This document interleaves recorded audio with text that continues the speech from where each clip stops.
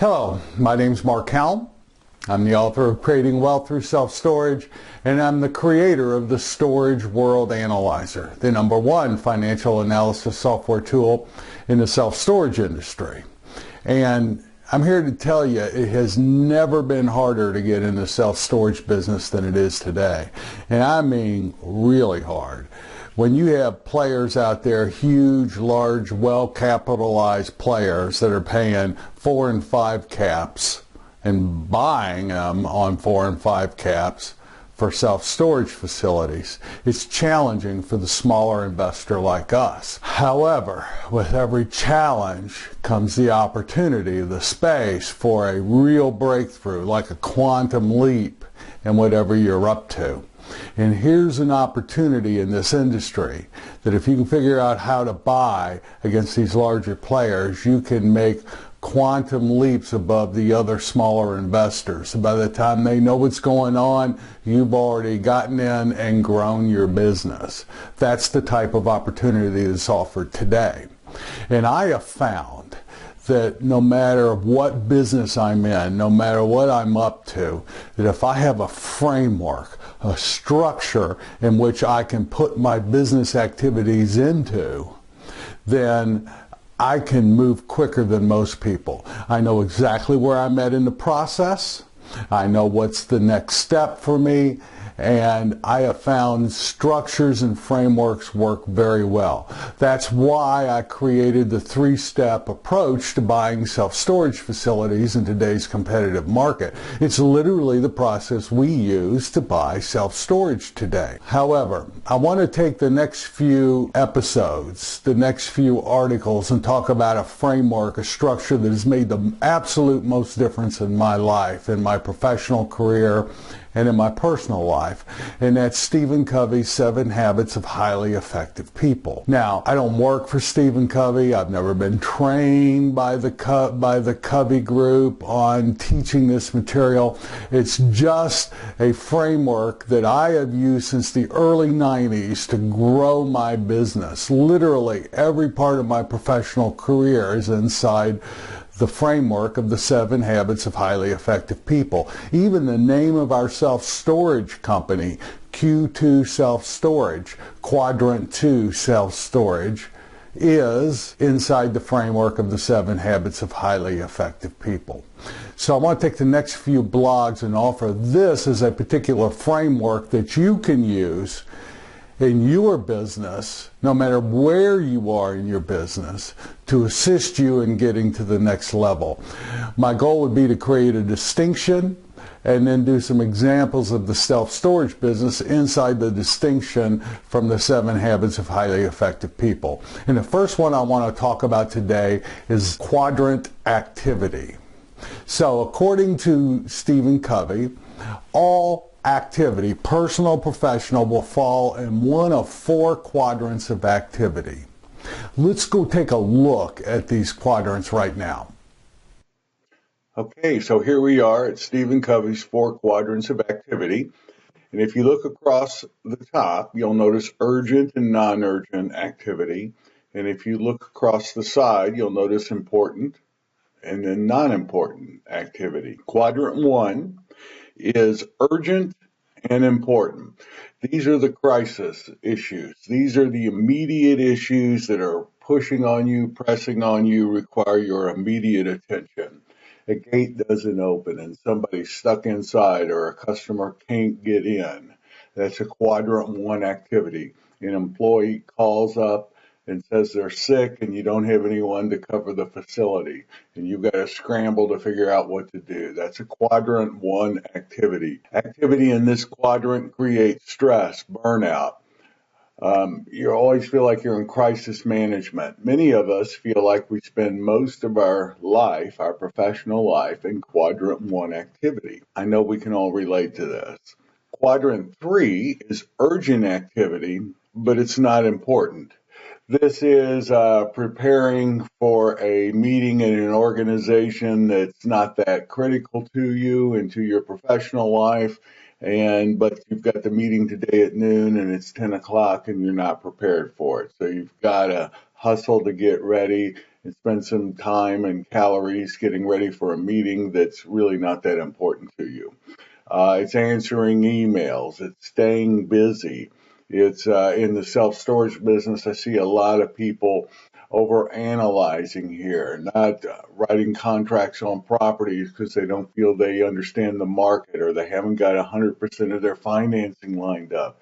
This is where you can look very busy and stay busy, but the activity's not forwarding much of the action. Then over here on the non-urgent side, let's start with quadrant 4. This is non-urgent and not important. These are the time wasters. This is starting to do some research and going sideways in YouTube and watching funny videos, watching movie videos. This is doing some research and you end up in Facebook and you've spent a half an hour in Facebook responding to friends and family. This is total time wasters. For it's nothing, it's not even urgent, it just occupies your time. I'm not saying that getting away and relaxing or watching one show a night or taking a vacation is not important activity. But we all know when we're totally wasting our time and just killing time and filling it up with non-important stuff that's not urgent. And if you'll notice, quadrant 2 is the last. This is non-urgent but important activity. This is strategic planning. This is designing your business plan for your self-storage business. There's nothing pressing on you to do it, but it's very important activity for your long-term business strategy. This is where most of the important things in our life happen. It's important, but it's not urgent. If you spend more time in quadrant 2 activity, our experience is that you will spend less time in quadrant 1 activity. This is relationship building. This is setting an appointment to take your daughter out to dinner and then keeping the appointment. This is date night. This is strategic planning for your church. This is getting up in the morning and doing your spiritual activities. Quadrant 2 activity. Not urgent, but very important. So where do you spend the most time? Do you spend the most time in quadrant 1? Do you spend the most time in quadrant 3? Where do you spend most of your time? The invitation this week is to look at your calendar and look at what you do, where you spend most of your time. You know, most of us have the experience of just being used by life. We wake up and we start reacting and doing whatever's in front of us to do. That's not the way to build a successful life. That's definitely not the way to build a successful storage business. Quadrant 2 activity needs to be created. So let me ask you a question. If you could do one thing in your self-storage business or to get your self-storage business off the ground, if you could do one thing, and by doing that one thing and doing it consistently, it would have the most profound effect on your business that there can be, what activity would it be? What quadrant would it be in? I bet it's a quadrant 2 activity. Let me ask you another question. If you could do one thing in your personal life that you're not doing now, and do that one thing consistently on an ongoing basis, and that one thing you do on an ongoing basis would have a profound impact on your personal life, what would it be? Yeah, it would be a quadrant 2 activity. So here's the invitation. Take your calendar. Take your schedule. And usually this is done once a week. I do it on Sunday evenings. But take your calendar and literally create your week and schedule in quadrant 2 activities on all the areas, on all the roles you play in life that are important to you.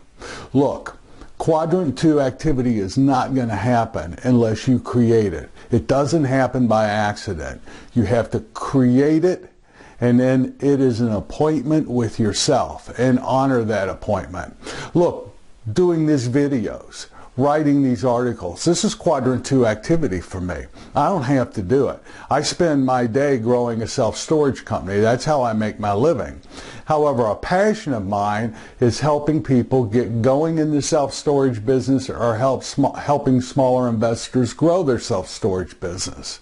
But I have to schedule this. I get up at 6 in the morning and work for an hour, hour and a half consistently every day in this business. I schedule it. It's an appointment with myself, and I honor it. It isn't going to happen otherwise. Like Peter Drucker said, the best way to predict the future is to create it. Quadrant 2 activity creates your future. And it creates your future the way that you want it, that fulfills what you're up to in life. Schedule this week, the week after, Quadrant 2 activities, and all the roles are important to you, and then see what a profound difference that makes. This could be the difference in your self-storage business. And like a shameless plug, perhaps one of the activities you schedule in Quadrant 2 would be to schedule time in the next few weeks to study the upcoming course coming out in the Self-Storage Quick Start Academy, how to buy your first self-storage facility. Whether you're buying your first self-storage facility or you already own one or two and want to grow your business, this course will help you purchase self-storage facilities in today's market. It will have all the resources that we use. It will have the forms that we use. It is literally designed to take somebody in a step-by-step process to close on your first facility. This will be out in mid-October. This could be a good Quadrant 2 activity for you. Keep your eyes open for it. But no matter what the Quadrant 2 activity, schedule it and create your future. My name's Mark Helm. I'm the author of Creating Wealth Through Self-Storage. I'm the creator of the Storage World Analyzer, and I'm also the creator of the Self-Storage Quick Start Academy. Thank you for watching.